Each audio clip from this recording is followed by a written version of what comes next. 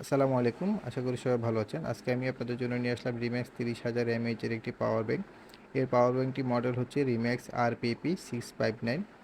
চলুন কথা না বলিয়ে শুরু করা যাক। প্রথম আমি আপনাদেরকে পাওয়ার ব্যাংকটি দেখিয়ে দিচ্ছি। পাওয়ার ব্যাংকটির সাথে দুটি কেবল রয়েছে, আপনারা দেখতে পাচ্ছেন।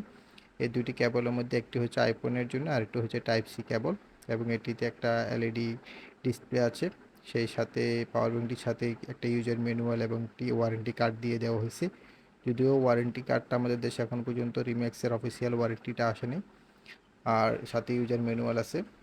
সো এই পাওয়ার ব্যাংকটির সাইজ যদি বলি তাহলে মোটামুটি আপনার হাতের মুঠোর মধ্যে চলে আসবে। এখানে একটা অন অফ সুইচ আছে।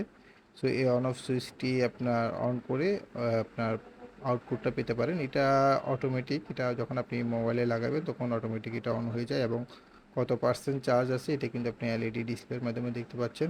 এখানে দুটি ইনপুটের জন্য জ্যাক রয়েছে, একটা হচ্ছে যে টাইপ সি আর একটা হচ্ছে যে মাইক্রো ইউএসবি 2, এবং দুইটা আউটপুট ইউএসবি পোর্ট আছে। এবং এটা পাওয়ার ব্যাংকের গায়ে কিন্তু বিভিন্ন ইনফরমেশনগুলো লেখা আছে, কতটুকু এমএইচ ক্যাপাসিটি, এবং এটি ঝুলানোর জন্য একটি হ্যান্ডেল দিয়ে দেওয়া হয়েছে। এটা কিন্তু আপনারা ক্যাম্প করার সময় বা যে কোনো জায়গায় কিন্তু ঝুলিয়েও রাখতে পারবেন। সো আপনার যদি কোনো প্রশ্ন থাকে, পাওয়ার ব্যাংক নিয়ে কোনো প্রশ্ন থাকে, তাহলে আপনি আমাদের কমেন্ট বক্সে কমেন্ট করতে পারেন। দেখা হচ্ছে পরবর্তী কোনো প্রোডাক্ট রিভিউতে। ধন্যবাদ।